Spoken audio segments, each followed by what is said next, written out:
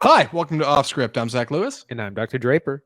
Today on the show, we're taking a look at Barbarian, the new horror film from first-time director Zach Cregger. We're also taking a look at Pinocchio on Disney Plus. I convinced Andy to watch it. I thought maybe there was a little bit of that Robert Zemeckis magic in there, and we're going to talk about whether or not that's true. We're going to talk about some upcoming trailers that we've learned about since Disney D23 event has been going on this week. Disney's, I should say, plural.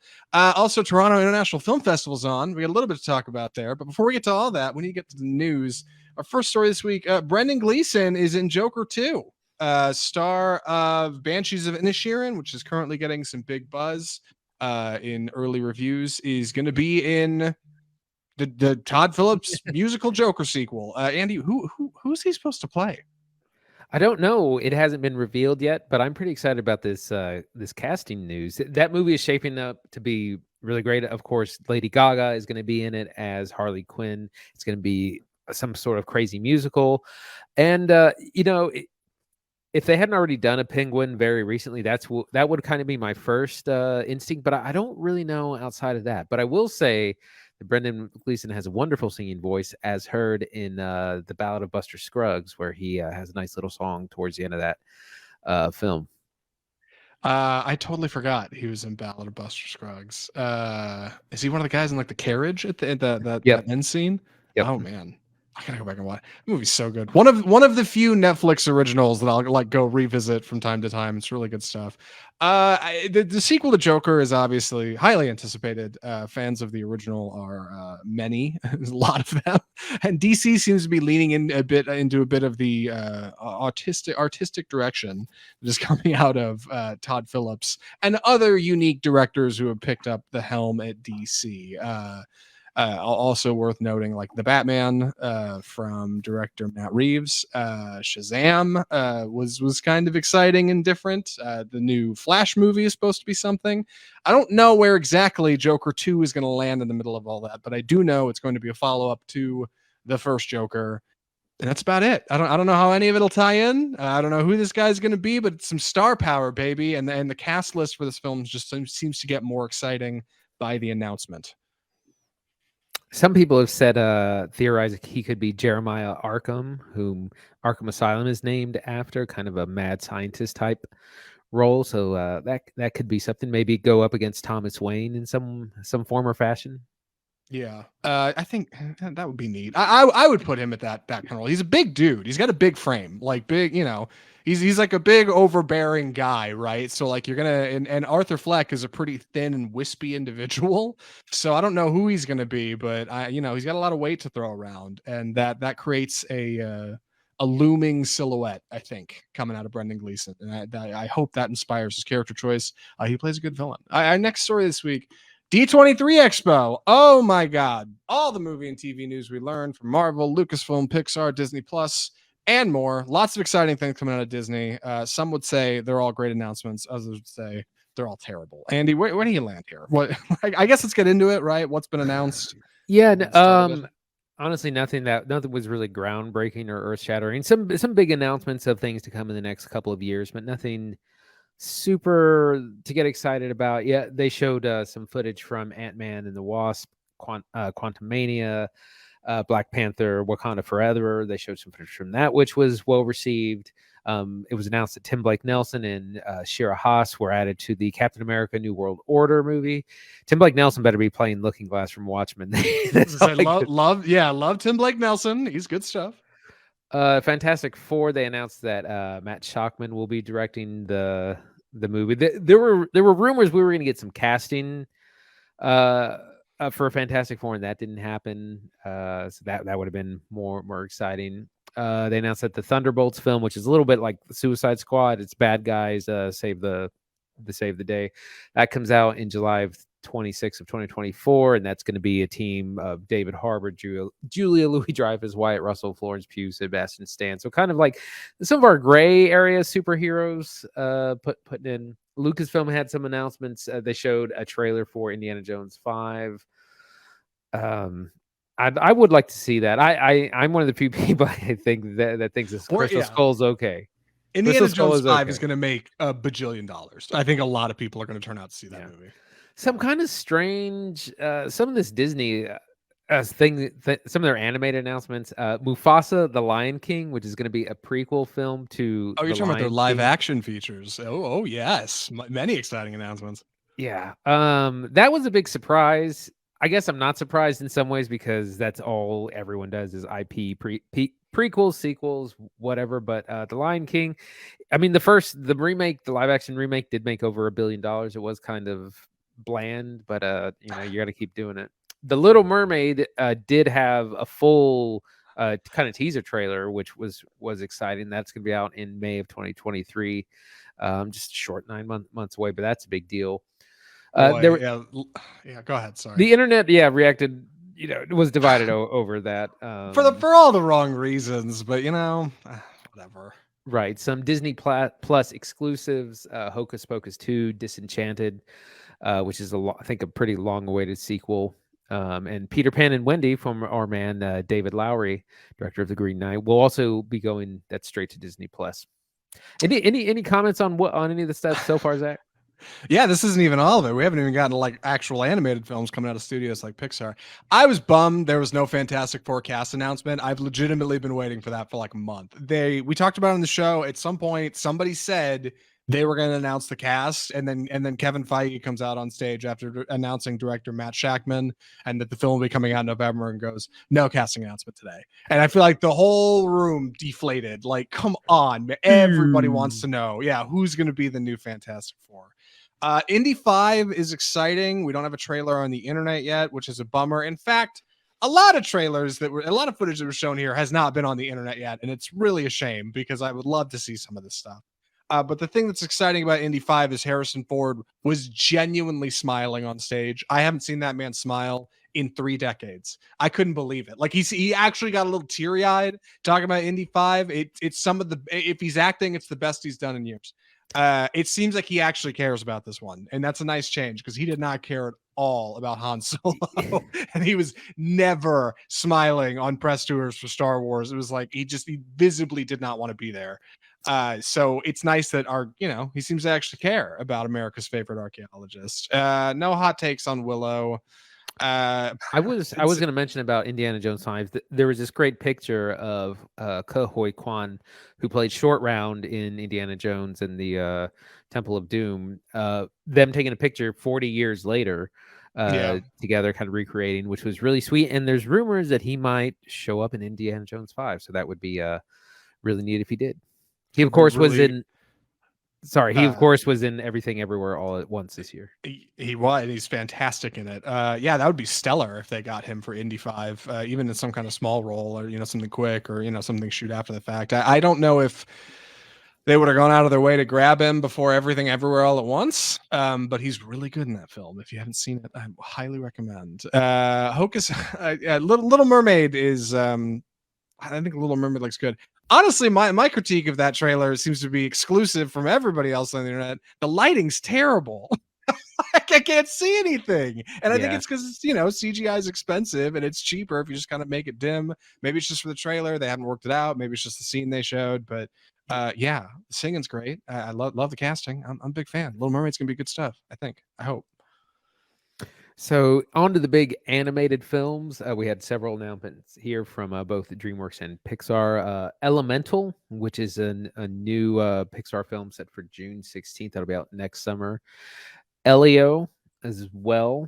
I'm not real sure what's that. I'm not going to read all these descriptions. One of the big ones was Inside Out 2, which was, I think, maybe the best film Pixar has ever made from 2015. And I mean, none of these films need sequels, but this one is going to be getting one, whether we want it or not. Of course, that starred Amy Poehler, and that's going to be out in summer of 2024. That it bums me out because it's such a good movie, and I mean, I guess you could make it work but it's just their reliance on IP is just so kind of nauseating. I'm telling you, I think this is the happenings of a CEO that exists to make money. Bobby B. Old Bob Chapek. That's right. Yeah, that guy. Why not? Right? Yeah, like Inside Out was a previously successful Pixar film. Just make another one. Some stars won't be returning for that movie. Bill Hader and Mindy Kaling both aren't coming back. They reportedly offered something like the tune of $100,000, and they were both like, absolutely not. Amy Poehler, meanwhile, will be back. I heard she was getting like $5 million for it. She's kind of the main character, secondary character, I guess, to Riley, who this film will be taking place inside of, just like the first movie, going through puberty and changes, maybe growing up and going to college. I don't know. I don't know what's going to be an Inside Out too, but I it's hard not to be a little pessimistic. The first one was so good and is so not warranted of a sequel. Like, does not need one, does not ask for one. So I don't know. Yeah, we saw a new trailer for Strange World that just does not look. I don't know. Maybe I got to watch this trailer. Like, I think that movie looks stunningly mid. There's not a lot out for it yet, and it just looks like they were like, "Hey, we'll just reuse some assets from the Buzz Lightyear movie that we didn't get around to, like a weird alien planet. We'll throw some goofy characters on it that look like they fell out of an Illumination movie. It's Disney, baby." And then the last movie is a movie called Wish, which I don't know a lot about. It's about the star from Disney movies that characters wish upon, so their wishes come true, like Pinocchio, a movie we'll be talking about shortly. Actually, it's weird. I don't really know what's going on in it, but yeah, that's a movie they've announced, Wish. So yeah, that's it for films. Lots going on in streaming as well from Disney. We've got the report from Deadline here that we're reading off of, but if you want to go check it out, please do. Lots of announcements for Disney Plus, The Mandalorian, Deadpool, Daredevil, yeah, all kinds of stuff. Yeah, I think the one disappointing thing that is on the television thing is that I thought the Secret Invasion Marvel property was going to be a film, and it's going to be a series, and so I'm instantly disappointed. It's funny. We were talking about this the other night. You're not the only one who felt that way. Other people definitely did. Whereas I was very firm that it was a series. So I'm surprised that I don't know where I missed whatever that piece of info was that made you think it was a film. Right. It looks fine for what it is, but right. It would be great if it was a 2-hour film too. I'd really like that. And Secret Invasion, this is kind of related to Captain Marvel, where you have these shapeshifters. I guess the Krolls, I don't remember who the aliens are shapeshifters, and they can imitate humans, and you don't know who's an alien and who's not. It has to do with that storyline, and we do see some familiar faces: Nick Fury, Colby Smulders, those kind of characters from the big. Yeah. Don Cheadle, yes, that's what I'm frustrated with. I was like, oh, you're bringing back we're getting into these main characters. No, they've just been demoted to TV. I mean, Disney's a legacy brand, but it's hard not to scroll down this list of things coming out and immediately identify how many of these are tied to previously successful properties. Very few originals, very few. And that's a bummer. And I know you could say, well, lots of comic originals. Yeah, but like, come on, those aren't really original anymore. A lot of those are established characters and established settings. I don't know. Hey, Disney, man, they're gonna keep doing their thing. It's fine. 100 Years of Wonder. Congrats to them. And keep it here on Off Script for more from that crazy House of Mouse. And speaking of crazy, Toronto International Film Festival is currently happening, and I think currently, right? Am I crazy? I'm not just saying that. Okay, good. All right, got one.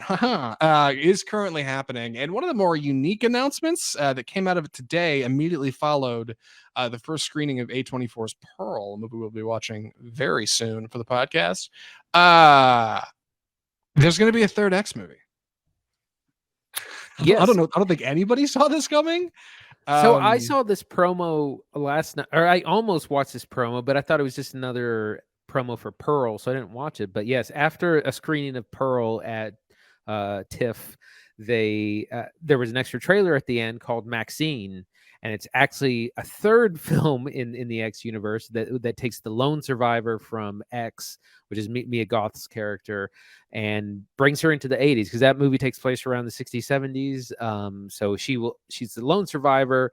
It looks like it's she's made it to Hollywood, but it's a horror movie, and we know it's a brutal kind of series. So we're gonna see what happens in that movie. But it's crazy because like Ty West has made like this horror trilogy seemingly under like guerrilla style. No one knew about it. No, nobody's talked about these. Pearl was a big surprise, and Pearl's still a long shot. Like we liked X here on the show. If you haven't heard our review of it from way back when, we did like that movie a lot. Pearl was a surprise at the end of that, and they filmed that like really quickly with the script he wrote during quarantine because they couldn't shoot X, and he was bored, and he was like, well, maybe I'll come up with an origin story for these characters, and he did. And now it turns out at some point he cooked up a follow-up story for at least one of the characters. I think Maxine might be cool. Currently, as it's titled online, if you're listening to the show, it's MAXXXINE, three X's, Maxine, all caps. It's the third X film, makes sense. And hey, makes for exciting marketing. I can't wait to see who turns out to see Maxine. But it's going to depend a lot on if Pearl works. I think Pearl looks exciting. It's out next week, actually, September 16th. Um, but I don't like if Pearl's not great, if Pearl doesn't do great, like what's happening with this movie? Is this a sure thing? I have a feeling like he kind of made a secret deal with A24 for 3 films and just didn't tell the public, so it would seem a little bit more like guerrilla filmmaking, guerrilla marketing. But it's brilliant. Either way, I think he's probably already got all 3 films greenlit, whether Pearl does great or not, and it'll just be part of, the Ty West horror trilogy. Well, one thing's for sure, A24 doesn't seem to want to attach their names to mediocre content, and when they do, it goes straight to streaming, or you don't really hear about it. Chance the Rapper made his on-screen debut in a movie called Slice. It was an A24 production about a werewolf pizza delivery man or something. We never even saw it. There was a trailer that came out, looked kind of good, but turns out it screened terribly, and they just quietly pushed it out. So to have this announcement come out at Toronto International Film Festival with A24's name on it, like that very much implies Andy's right. This was worked out well in advance. They've already agreed to it, and it's weird. I don't know that studio just sign on to a trilogy out of nowhere. But it's grindhousey and it's different. And Mia Goth's a talent. Who knows? Maxine might be awesome. I'm anxious to see Pearl more so now than before, I think. Yeah, what a surprise that it's great marketing for this movie. It'll be great marketing for Maxine, and then Mia Goth is turning into a little horror queen here this year. Yeah, quite the scream queen. I would assume the end of Pearl will have a credits trailer for Maxine, right? Just like X had for Pearl. That would be the plan. Yep, look, probably. I think if they showed it at TIFF. Well, all right. Well, with that, we should probably get into our first film of the episode. Excited to talk about this one. This is something a little different, something a little smaller. Andy's taking the summer on it, so I'll leave him to it. Andy, please take it away. Barbarian. So this is the latest film from newcomer Zach Cregger. This is a little horror film that we don't really know too much about. Trailer doesn't reveal much, which is nice. It stars Georgina Campbell as Tess, who rents an Air BnB late one night, arrives at it in rundown Detroit of all places. It's dark, it's late, it's storming. She tries to get in, struggles. Eventually realizes that someone is already there. Bill Skarsgård's Keith, who is it turns out they've double booked this room and they're trying to figure out. And he's like, well, we both paid for the night. We're here. And she's like, well, I'm just going to leave. And they kind of agree. You got to suspend a little disbelief, but basically they both agree to stay in there in the same house because it's late, it's dangerous, hotels are closed, things like this. He says, I'll stay in my room, or you stay in the room. You can lock the door. I'll stay out here. And it turns out that this house is hiding some sort of secret, something deep within the bowels. We don't know what. The trailer doesn't reveal much, and I'm not going to reveal much more than that. The film also stars Justin Long from Tusk and other comedy films, and that's all I'm really going to say because that's the setup, and that's all you need to know if you're interested in going in. Zach, what'd you think of this? I was excited to see Barbarian because of its director. It's somebody I like. Zach Cregger is a member of The Whitest Kids You Know, which is an old sketch comedy group from the early 2000s that had some surprisingly funny stuff. He's never jumped into horror. So when I saw the trailer for Barbarian and saw his name attached at the end, I was like, oh, well, surely that can't be the sketch comic I know. But seemingly following the footsteps of many other sketch comedians who have moved into directing, like Jordan Peele or Bill Hader. or a few others that I can't think of off the top of my head, Cregger decided, hey, I'm going to take a swing at it, and I want to make this movie called Barbarian. The trailer for Barbarian is all anticipation. You know something's wrong. It doesn't tell you what it is. It shows you some quick flashes of some stuff. Come see the movie. And I was really surprised to see that a lot of the movie echoes like that same feeling of unease and anticipation. Horror of the mind, as Hitchcock liked to call it. And I'm excited to talk about Barbarian without getting into spoilers, because the less you know, the better. I think I like Barbarian. I think I like this movie more than Andy did. I think so too. It's got problems. It's got problems for sure. But for a first time director, I was surprisingly impressed. What did you think of Barbarian, Andy? I was a little split on it. There are things that work and things that kind of don't. I like the second half of the film better once it kind of gets going. The first act, first 40 minutes, they drag a little bit to me, and it does that thing which I absolutely hate, where you walk in knowing the premise of the movie, and it takes forever for the characters on screen to get there. The famous example is the movie Old. I'm not Shyamalan's Old, where we know that the beach makes you old, and it takes 40 minutes for the characters on screen to realize that the beach makes you old. So there was a little bit of that. We know that there. Hey, sorry guys. Funny technical thing. Andy's computer restarted, so I'm just gonna pick up right where he left off. It's no big thing. Unfortunately, I don't remember exactly where he left off, so let me just jump back into it. Working your way into Barbarian, you don't really know where things are going, and that's part of what was so exciting about it for me. I think I liked that Barbarian fills you with this kind of feeling of anticipation. Something's going on in the house, so we don't really know what it is. And you have to start to figure it out based on, I don't know, details. Andy saw this as it takes too long to get to what's going on, right? Like it's this takes forever. I'm not a fan. I didn't mind the anticipation. What's troubling, I think, is the pacing. And I do think that's probably the start of some issues in Barbarian. While I like the pacing a lot, it's got issues. It's not for everybody. Cregger is kind of bringing himself out as a bit of an auteur as far as this film is concerned. And he wants to step into that by embracing, I think, two ideologies. Number one, being able to rattle up a scare inside of you, right? Put you on the edge of your seat in anticipation, waiting for what might be coming around the corner. Hold on. There's the man. Hey, Andy. I was just talking about. I'm back. Sorry. That's fine. I'll splice this. I'll splice this together in editing, so hopefully people don't hear the giant pause.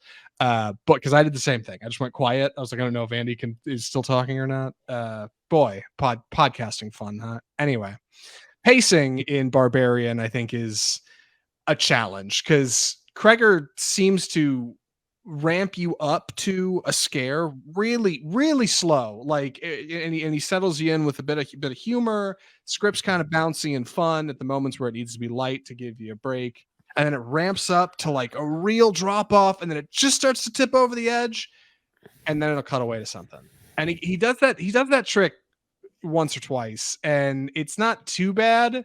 But I think there's people who have seen Barbarian who did not like this gag, and we're like, hey, just let's go. All right. Like I want the energy. I want the smoke. I want the heat. And it's a bold move for a first time director to jump out and give you all of these feelings of unease and have you inch up to the edge of the scare.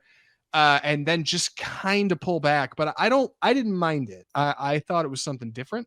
And I didn't mind it too much, but like Andy said, it may feel like it takes a while to get to what we already have learned from the trailer. Something's wrong in the house. Yeah, it also feels like it starts over several times. It's almost like a set of short films in that way, where it could just it could have a better through line, have a better narrative arc. That was one of the things that just the structure kind of bothered me. Yeah, I think that's fair. I didn't mind it, and fortunately, like, you get back to the goods pretty quick, but it makes for a bit of a discombobulating experience, especially in Act 3, where things really get off the rails. I didn't know what to expect, and it turns into almost like a grindhouse horror B movie, right? Like kind of goofy and gore-oriented, and not as so focused on setting the pace and the tone of the story to come, because we've already played our hand, and now we have to, follow through on that. Barbarian like keeps its cards close to its chest until well into the future. But once you get there, I think you'll like what you find. I did, at least. I thought it was pretty good, if not a little all over the place. Barbarian is not a movie that necessarily cares about its smallest plot holes. By the time you hit credits, there's definitely a couple questions that are unanswered, and I think you're meant to kind of look in and have an introspective moment about what the hell that means. But it's also a little shallow, and sometimes I think the best horror movies are, right? Like the original Halloween, John Carpenter didn't spend a whole lot of time explaining how Michael Myers escapes the insane asylum or how he got the mechanics. Yeah, he just does. Just kind of happens. Yeah, and that this movie takes those liberties too, and I don't mind that. Like it's, we're getting into spooky season. Okay, sure, Zach Cregger, I'll take it. That stuff's not bad. It's also got a bit of social commentary that we should probably talk about. I wanted to get in if that. We can. Yeah, this is definitely making commentary about the kind of power dynamics between men and women, and it's very kind of clearly has subtext about sexual assault. And just the opening scene between the two characters, Bill Skarsgård, he's not a bad guy when we first meet him. He's a little weird, he seems a little off, but he's not threatening. But there's still, they have dynamics like he wasn't afraid to open the door, and she was like, I would have never opened the door, this sort of thing. And if you've seen Alien, the original Alien, that there's been a lot of academic papers written about how that movie is actually about men's fear of sexual assault, because the xenomorph is female and she devours all the men. The main protagonist is Sigourney Weaver, of course. This movie has a little bit of that, and it reminded me of some of that too. And we get some of that juxtaposition where, in the world, that's kind of what's presented in the world, men kind of being stronger and being able to overpower women, essentially. And we get some of that kind of flipped on its head, particularly with Justin Long's character, who is a real scumbag. I mean, not to give too much away, but yeah, I think the social commentary is striking. Cregger definitely knows like what the film's self-aware, knows what kind of movie it is, and like from the very onset, this woman arrives in an Air BnB in South Detroit late at night. It's rainy. It's a bad part of town, and this guy, stranger, answers the door and says, "Well, come on in." She's like, I don't know about that. That's probably not a smart thing, right? Like from our very open, it's in the trailer, like you are automatically questioning Keith, Bill Skarsgård's character, and Cregger, like in the first act, does a great job of playing that up, because Keith's weird, but he's not that weird. But he also could be really weird, right? Like you don't really know, and it's a great like way to kind of bring your character down to this level of unease and fear and predation before dropping the bottom out from under him, which is great. It does, like I said, get messy in parts. For Andy, the first act was messy. For me, the third act was messy. But overall, I think I liked it. Like I like what's happening here. I think it's promising. I do want to talk about the setting a minute. Andy, any other outstanding thoughts before I jump into that? No, go ahead. So this movie is set in Michigan, in Detroit. And I got a lot of family in Michigan. I mean, I've been going to visit Michigan for a lot of summers, and like it's so funny because Cregger, I think, is also from Michigan. I feel pretty confident saying that watching this movie. This feels like somebody who's been there, because Detroit, or at least the outskirts of Detroit, serve as this wonderful setting for a horror film because the cops won't come help you. Like at one point, a character calls the cops, and they're like, "Yeah, everybody's busy." We don't have anybody to come help you. You're calling 911 in Detroit. We'll be there in 2 hours.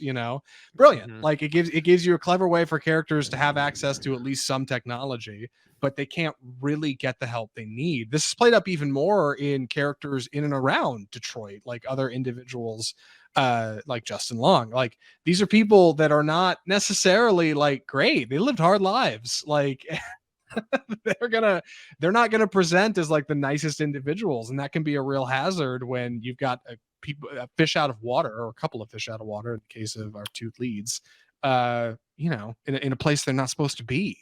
Yeah, and I thought that was clever. It also it also is a bit of a laugh if you've been to Detroit, because a lot of the houses you see are just crappy houses from Detroit, and they're played with like horror music, like it's supposed to be real spooky, and it's almost a laugh. I enjoyed it.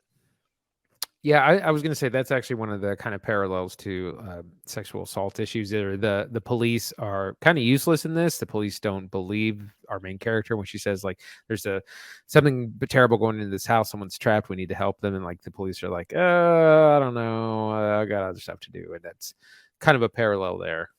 Yeah. Also, fantastic music. While I'm thinking about it, I really like the music for Barbarian. And as a podcast with a red and black color scheme, boy, the poster is top notch, top class Barbarian poster. Any other thoughts for recommendations, Andy? I don't want to spoil anything. I'd love to keep talking about it, but like it's a less you know the better kind of film. Yeah, exactly. I don't want to get too much more into it. I'm ready for recommendations. Andy, would you recommend Barbarian? I would say save it for streaming. It wasn't bad. It has a lot of good moments. Like I said, the things that didn't work for me are kind of the first act's a little slow. It kind of starts over several times, and the overall narrative arc is a little shaky, but it's still a lot of fun. And it's only 100 minutes. It's not super long. It has some good scares kind of as the film goes on. You know, it's definitely squarely in the horror genre. So I would say save it for streaming. If you're a hardcore horror fan, you'll probably enjoy it. If horror is not your thing, maybe skip it. Yeah. Well, hey, shout out to Ray on Facebook. I just tuned in and said he really enjoyed this movie. Yeah, I think I did too, Ray.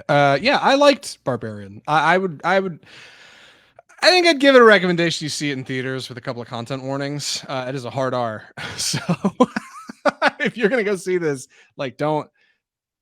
It's hard. It's a hard R. Like you're getting into it. It's good. You don't know what's going on in that house.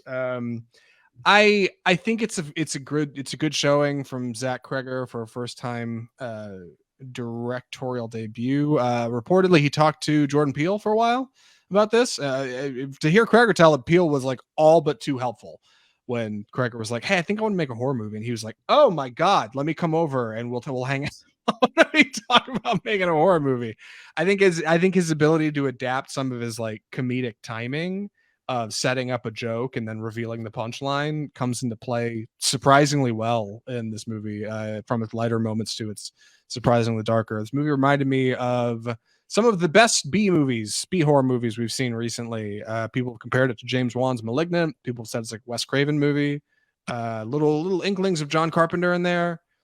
I think Barbarian's really cool. It's got problems though. It's not perfect for sure. I think it's I think it's a good kind of first film because it's the brand new filmmaker. It's a great first attempt. I think he will definitely probably improve from this. There's things to build. You know, it's not like Ari Aster hitting a home run out of the park, but it's a good start. It's a good kind of solid film. Lots to improve on, but definitely not like a bomb or a dud or anything. Yeah, if Cregger chases like the best elements of this feature and pursues that into his next film, I think he's in a really good spot. If he doesn't and he takes the wrong lessons away from this, like he might be in for some trouble. But like the best parts of Barbarian, I think, are really good stuff. So yeah, I'd recommend Barbarian. I think it's surprisingly good. Made like $10 million over the weekend. It was the only thing that came out, which is exciting. So good for Barbarian and good for Zach Cregger and good for indie horror everywhere. It's nice to see something that's not just another Blue Mouse feature. And with that, we should move into our next segment of the episode. Andy, you mind introducing this for me? It's time for the trailer park. So we have a number of new films and trailers came out this week. We'll be going over 4 today. I'm going to take this first one, which is All Quiet on the Western Front. This is a remake of the classic film that's almost 100 years old now. And this is going to be coming out on Netflix at the end of October. However, it is not a Netflix film in that they didn't make it. It was made in Germany, and Netflix bought the rights to stream it over here. But it looks very brutal. It's it's trench warfare. It's people in mud, in dirt, explosions, gunfire. It's kind of has that Saving Private Ryan realism to it, and it looks pretty amazing. And it's going to be a hard watch as well. That book is an anti-war film because it's all about the horrors of war. Zach, what do you think? Excited for this one. We are getting to that special time of the year when it's getting to be Oscar season and all the punchy art stuff's coming out. And Netflix is actually putting out Netflix originals that are really good and unique. Stuff like Roma, The Ballad of Buster Scruggs. This year, one of those is All Quiet on the Western Front. It's Germany's submission to the Oscars this year for Best International Feature. So this ain't no slouch. It looks real good. I'm excited to see it. I think it's going to be good stuff. Speaking of movies, I'm excited to see this one. I'm a little middling on, but I think Andy's really excited to see this movie. The movie is Winnie the Pooh, Blood and Honey. We have a full trailer for this one. We've talked about it on the show before. Immediately after the copyright for the Winnie the Pooh story became available, a studio quickly announced they're making the indie horror. It's going to look an awful lot like the Disney characters, but it's not quite the Disney characters because then they'd get sued to oblivion. Winnie the Pooh, Blood and Honey is a slasher movie starring Christopher Robin and Winnie the Pooh and Eeyore and Piglet and what seems like all of the cozy critters of the 100-Acre Woods, except now it's been years since Christopher Robin came out to visit, and they are angry and they have a lust for blood and they're willing to kill sexed up teenagers to appease it. Andy, what do you think of the trailer for Winnie the Pooh, Blood and Honey? It's definitely pure camp, but kind of taking itself seriously, which is nice. And it's just such a ridiculous concept that I'm excited to see this. No matter how bad it is, it's gonna be a good time. Fair. Yeah, I'll take that. Moving on is we got the first teaser trailer for Glass Onion, a Knives Out mystery, which is the sequel to Knives Out, Rian Johnson's follow-up film to The Last Jedi, of course. Netflix bought the rights for almost $500 million to pay for the film and distribute it. We don't really get much. We have Benoit Blanc is back, and he's on vacation and possibly on a boat, and there's a big cast, and there is a murder most foul. Huge cast, including Jessica Henwick, Madeline Klein, Daniel Craig, of course, Ethan Hawke, Edward Norton, Catherine Hahn, Big Dave Bautista, Kate Hudson, Janelle Monáe, and Leslie Odom Jr. So it's this fantastic big cast, just like the first film, Who's Who. I'm super excited for this, and this is going to be out December 23rd, right in time for Christmas. Zach, early reviews for Glass Onion are really good. I know it doesn't mean a lot, right? They're early reviews. People are excited and anticipating getting to see something early. So oftentimes they're a little bit kinder than the rest of us that have to wait. But for what it's worth, people are saying this one is bigger, better, and bolder, and a better film than Knives Out. And Knives Out was really good. I know that's a tall order for Glass Onion, but I'm excited to see it. I finally convinced Christine to watch Knives Out with me. She was like, "You're right. This movie isn't scary at all. Can't wait to see Glass Onion." I think it's going to be a hit. I'd like to see it in theaters if possible. I absolutely to a few. Yeah, that would be ideal. But there are a few films I think that are going to stand as tall as this next one. Our last trailer to talk about this episode is Damien Chazelle's Babylon. The trailer for Babylon just came out this morning. This hot off the presses. This is Damien Chazelle's fourth feature film following Whiplash, La La Land, and First Man, starring Ryan Gosling. I took a bit of a break after that, but this is his new feature. It is big, bold. It's got a stellar cast starring Margot Robbie, Brad Pitt, Tobey Maguire, Catherine Waterston, Olivia Wilde, Samara Weaving, Spike Jones. There's a ton of people in this movie. And what it's about is a little unclear. But what we can tell from the trailer is this is about people in Hollywood who like to party. All right. Set in Hollywood during a transition from silent films to talkies. These are people who like to do drugs and dance and just enjoy the creative process, I guess. And that's about all I know. Brad Pitt looks like he has a lot of money. Margot Robbie looks like a starving actress. I don't know. That's Babylon. We'll find out more when we can. IMDb doesn't even have a summary for this thing. Andy, what do you think? So I didn't really know what this movie was about. I'd heard the title several times. I knew that it was Damien Chazelle's big follow-up to First Man, and it was going to be out around Christmas. I just feel like I've seen this movie before based on this trailer. Like it reminds me a lot of. How could you say that? Once upon a time in Hollywood, particularly maybe because it has Brad Pitt and it's about old Hollywood, and that's exactly what that film's about. Also, the film Mank comes to mind as well, about the writing of Citizen Kane. I just feel like I've seen these tributes to Hollywood so many times by now. I just really like uninspiring, and there's I just could care less now because I've seen this movie done a lot very recently as well. In the last few years, we've had things like this, and I would rather see Damien Chazelle take on something new and stop telling Hollywood stories. Like Hollywood can be so full of itself sometimes. That's true. But Andy, have you ever seen a trailer where it opens with Margot Robbie blowing a line of cocaine to the sound of the stars around the Paramount logo disappearing, implying that she is huffing? I have not. I- Wolf of Wall Street. That's Also came to Babylon, mind. baby. Yeah, which Margot Robbie is also in. Yeah, I'm looking forward to this movie. I know Chazelle's done a couple of golden age features, La La Land and First Man, both obviously his most recent work. I don't know. I'm excited to find out more about Babylon. I'm a sucker for this stuff. Who knows? It'll probably be a good time.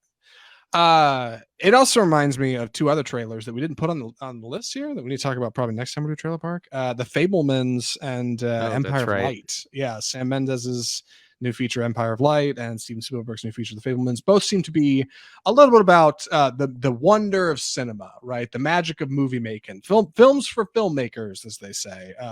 We'll have to see. We'll talk about those next time. We do Trailer Park. A bit more of a rundown for you. And with that, we should jump into our final film of the episode.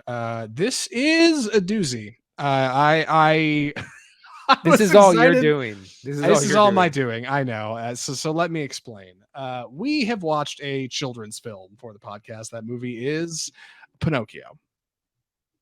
So Pinocchio is the story of a wooden puppet who is brought to life one night by a magical fairy, and with the help of a little cricket named Jiminy and a little bit of hard living, he grows to become a virtuous person and ultimately grow into a real boy.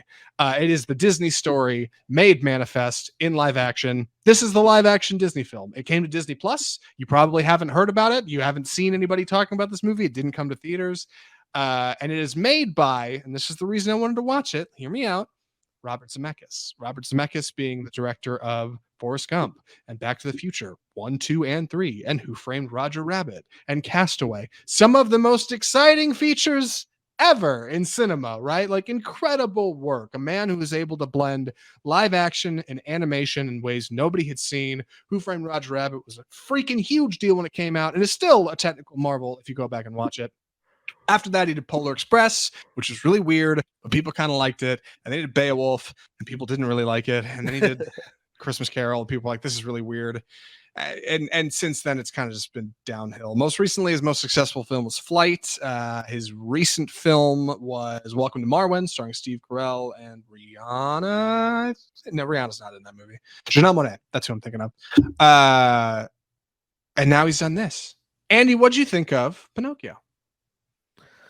Oh boy. So I didn't really know what to think. I didn't know if this was like animation or live action remake. It's a bit of both. And while this is a children's film, that doesn't mean it has to be bad.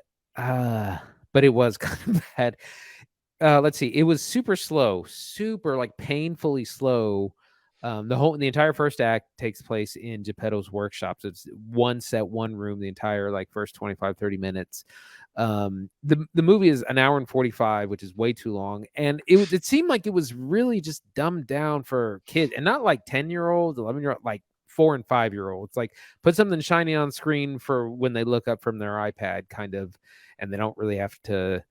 The story kind of doesn't make any sense. And this is something you said from the original. It's not really a strong narrative arc per se. They didn't make any attempt to kind of change Pinocchio. He has the exact same look from 1940, whatever that's worth. I don't think people were real diehard about that, but it is what it is. So much of this it's like 110% CGI. It's basically an animated film with occasional live action. There's so many parts where you can tell people are not in the same room together, or that like that person, they're not even really outside. They're not on a boat. They're not at sea. They're not, it is, it was bad. It was just so slow and boring. That was my biggest complaints. Yeah. So first off, and he's right. Everything he said is 100% true. I agree with all of it. I wanted to watch this movie because Zemeckis is a story. a fabled story of a creative like gone wrong. Like he just cannot seem to turn out a quality film. There's moments of magic, I think, in his previous work. This one is, I mean, nearly completely lacking. It is a shot for shot remake of the original Pinocchio with very few variations. There's a couple of like nods to other Disney films. There's a couple of like funny modernized lines. Somebody makes a joke when they're naming Pinocchio. They're like, "What's your name?" "Oh, made out of wood." "Oh, we should call you Pine, Chris Pine." That'd be funny. Like just eye rolling bad. It is a film made for babies because babies cannot perceive plot or drama. Like they just see the visuals and think it's kind of fun, and that's really the only thing here on offer. And even the visuals aren't good. If you're an adult, you're going to see right through them. Andy's right. Like there were scenes we were watching. I said, is this all live action, or is this, or like, is the backgrounds live action? Do they actually like film a street here? Like, or is it all CGI? And you look closer enough, like it's all CGI. There's large sections of these films that are completely CGI. No, they never went outside at all for this. Never. No. Yeah. Really a bummer. And Andy makes a good point, like regarding the history. Disney opened its like film studio doors with Snow White in 1937, which is huge and blows the studio up, puts Disney on the map. He's a revolutionary creative in Hollywood.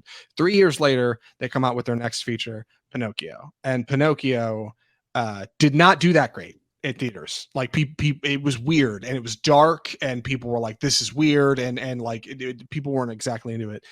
But ultimately it was a cautionary tale, like for kids to, you know, learn to go to school and don't talk to strangers and don't be a jackass. Like those are, you know, don't drink beer and smoke cigars. Like don't get swallowed by a whale. Listen to your parents. Like those are all things. And you become a virtuous boy and then you turn into a real boy, right? That's the whole gag. But like that plot line didn't like it was clumsy pacing then in 1940, and now it's been, you know, 82 years, and like following that same path is like a rookie mistake. Like I don't know why. Like just it storyline needs a huge modernization. Yes. And there's been other adaptations of Pinocchio that have done this better. Like that's the thing, you know, there's goofy versions all over. Guillermo del Toro's got a version coming out, a stop motion film from director Henry Selick coming to Netflix, I think in just like a month or two. And that looks way more exciting than this one because it's something different. Like this like really lays bare like just how soulless Disney's strategy is to re-energize these properties and just sell more toys. Like that's just what this feels like. They didn't even put it in theaters because they knew it was bad and they knew it wasn't going to make enough money. They just stick it on Disney Plus, let the kiddies watch it, you know, maybe somebody will like just this. And it's a bummer. Like go ahead. This was part of Disney Plus Day, I might add, which was last Thursday, and Disney had a bunch of big releases. Thor: Love and Thunder was put on there. The She-Hulk was actually moved a day forward so it could be released on Disney Plus Day as well. So they were releasing a ton of content last Thursday. This was part of it, just to say they have the content. But oh man, it's rough. Poor Tom Hanks as well. Well, I know. While I'm sitting here like tearing this apart, let's get into the actual film proper. At least we can talk about performances. Tom Hanks plays Gepetto. I listen. I like that Hanks is in his like play weird kooky characters era. All right, he does Colonel Tom Parker. Nobody thought he was good. He did Gepetto. I don't think anybody thinks he's good in this either. I like that he's swinging for it, but he just has no energy as this kind of like rosy cheeked cobbler. Would you know carver? What am I trying to say? Carpenter. Carpenter. That's the word I'm looking for. Like he looks like Gepetto. You see him on the poster and you're like, okay, yeah, that looks like Gepetto. But he just is like tired, and he just and Gepetto is played up a little bit to have a bit of a past. Briefly, like in you see a photo, like a black and white picture of a kid at some point, and it's like, oh, okay, that's supposed to be something. But Hanks, I mean, they must have had him on set for maybe a week, probably like 3 or 4 days, honestly. Like 3 or 4 shooting days. I'd say they wrapped all of his scenes because he's not in Gepetto's not in the original. That's where the budget went. Yeah, but like you throw in a ton of CGI and green screen, right? And suddenly, like, you don't have to build a set inside of a whale or anything. You just stick Tom Hanks alone on a green screen talking to a tennis ball. You take the first couple takes, boom, you got a kids movie, baby. Like it's a bummer. Additionally, Joseph Gordon-Levitt voices Jiminy Cricket, who was good, admittedly, but God, I feel like I could hear the strain in every line. Like he's really reaching to sound like old Jiminy. Cynthia Erivo plays the Blue Fairy. Solid. She's in one scene, right? Yeah, she literally never comes back. Yeah, Keegan From the Michael beginning. Keegan Michael Key plays Honest John. Solid. He's in one scene. Like these characters just kind of flip through Pinocchio's life real fast as he learns these lessons. And like that doesn't give anybody time to really shine. Luke Evans is the coachman. Great. He's in one scene, you know, like they move really quickly, even though somehow it feels like it drags. Why is that, Andy? Again, it's so long and just nothing. Again, you don't have like character development, plot development. This film could just be like in another language and you wouldn't know it. You would easily just still be able to like follow along just because it's again, and when you say this from the original, like the story's kind of odd.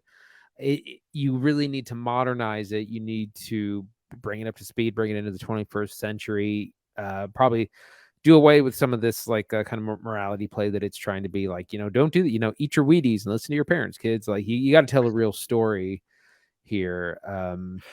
But they're just, they just did it again, shot for shot and all the original stuff. And again, I don't know, like there's diehard fans of like Aladdin and The Lion King, things like that. But like Pinocchio, an 82-year-old film, like, are there people that are going to be all that upset or be that nostalgic for it? I had my grandma collected a lot of weird kooky stuff, and one of the things she used to get for my sister and I, she would buy those clamshell Disney VHSs. So we had like an absurd collection of Disney That were movies $49.99. growing up. Yes, yeah, oh yeah, like the whole thing. But we had a ton of Disney movies, so that's a big part of the reason I like film. It's a big part of the reason I like Disney. God bless them. And I have a unique affinity for the original film Pinocchio. And watching this movie, like I was surprised at some of the missteps they took in what should have otherwise been layups for this movie. For example, Pinocchio's nose growing longer. I almost forgot that happens, and it only happens like once or twice. And that's usually a pretty core tenement of the character, right? He lies, his nose gets longer. They seem to have forgotten too. It doesn't really happen in this movie. Additionally, Pinocchio becoming a real boy at the end, very disappointing. Very disappointing. Very disappointing. Very disappointing.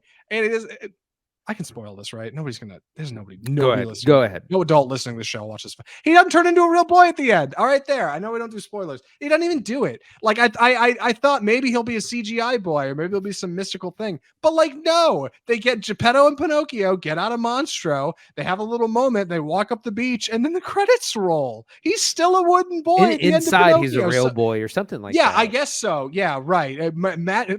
Well, you couldn't magic up enough wizardry to turn him into a real boy at the end, like a moving. He could just have Joseph puppet. Gordon. He could have Joseph Gordon-Levitt just turn into him. Yeah, like you.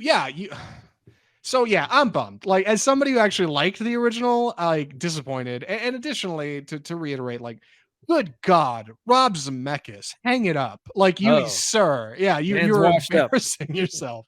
Andy said it so good when we were watching this. He's like, he's just getting the paycheck. And it is. That's what this feels like. Disney's getting the paycheck, Rob Zemeckis is getting the paycheck. They're all getting the bag.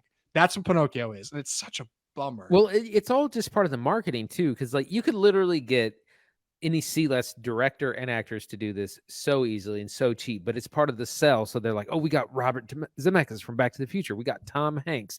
We got Joseph Gordon-Levitt. We got Lorraine Bracco from Goodfellas, who plays a seagull. You throw these big names, and as part of the marketing, it's just so you can say that these people are in it. And on paper, this sounds like, wow, that should probably be pretty good. And it's not. It's again, you could have made this movie for like $1 million and really cheap actors, but that's not going to help the promotion, and it's just so underwhelming. Yes, there's a couple new songs. Go ahead. I said, man hasn't made a good film in 15 years. It seems like it. No, there's a couple of new songs in Pinocchio. They're all forgettable. The ones that are memorable in there are not featured enough. Like, just I don't see how this passes through the biggest film studio in the world as quality. Like it is a made for streaming, like a made for TV movie. Like it's so obviously a grift. And like I think it's go ahead, Andy. Sorry. I know you want to jump in. No, this is part of a larger issue of streaming quality kind of getting worse and worse. Like HBO, I think it was David Zaslav said it best. Like, why are we spending $90 million when we can spend $40 million and get the same return? And that's what this feels like. It feels like they're putting less and less into some of these straight streaming features because they know that they don't really deliver. Like, they get fresh content, but again, it's really hard to measure. Like, does that gain you new subscribers? Does that keep existing subscribers? So it seems like they're getting cheaper and cheaper on straight to streaming films. Yeah, and I know Pinocchio is a smaller property, but like the original film was made with what was hoped to be a lot of promise. I think Disney really hoped that first one was going to take off and go somewhere like Snow White, or the second one, I say Pinocchio, right? The second feature, and you can track like the history of Walt Disney's life, and for like 43 years, his brother Roy Disney, who was responsible for the money in that company, was a stressed out nightmare, like chasing him around, trying to be like, Walt, how are we going to make money? Okay, great. You want to make the biggest animated, how do we turn it into dollars? Like, you can't do this for nothing. You can't do this at a loss, and we need to make money. And Walt Disney was always like, no, like, I get that. The money will come. Like, we need to make something for people that's really special, that people believe in, that kids believe in, and we'll get there. And like, that's how you build a legacy. And like, ultimately, this many years later, it's clearly true. But it's funny now that it feels like when the Pinocchio remake comes down the line, the shoe is on the other foot, and it's like Roy Disney's running the company, and they're like, how do we make a buck? We don't care like about anybody caring about this movie. It's not going to matter. It's a small property anyway. Whatever, just turn it around, crank it out, and make a dime. And like, that's such a bummer. It's such a bummer, and I'm bummed that this movie falls to the same pitfalls as the original and makes no, like, it doesn't even try to sidestep it. It sees it as features and steps into flaws with worse form than they could have done in a hand-drawn animated feature. Any other thoughts or recommendations, Andy? I think I'm ready. Andy, would you recommend Pinocchio? Absolutely not. This might be one of the worst films I've ever seen. Definitely the worst thing I've seen all year. The hardest of passes. Don't watch it. Don't show it to your kids. Don't show it to your pets. Don't put it on in the background. Just don't watch it. It's so bad. Don't encourage Disney to keep making this trash. Yep. You can't even like have fun in the uncanny valley with your friends. It's not even like a good movie to do drugs to. Like Andy and I have a pretty good running list of best and worst of the year right now. This might top like what has been on the worst of the year list for a while for me. Like it's so bad. It's so bad. And like, it's such a, I don't know. I'm not a fan. Not a fan of old Pinocchio. Not a fan of new Pinocchio. Still kind of like the old one. That's Pinocchio. I wish we didn't have to end on such a sour note. But next week's going to be really good, actually. I think we're seeing some good stuff. Andy, what are we watching next week? Next week, we are watching Pearl, which comes out this Friday, September 16th. Only in theaters. This is, of course, the prequel film to X, Ty West's horror film from, what was it? Sometime in the spring, March, I think. March, April. Wasn't that long ago. Yeah. So which follows the titular Pearl, who is... we see the old version of her in X, and it shows her growing up on the farm, stuck with these big dreams of Hollywood, and she just has to get off some way, and she turns to murderous ways to get what she wants.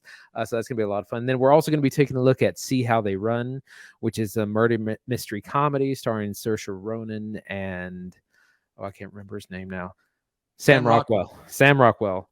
Another big fun cast. This looks like a lighthearted, fun film. We talked about the trailer a little bit ago. That's also going to be only in theaters, and so those are the two. So two theatrical films this week.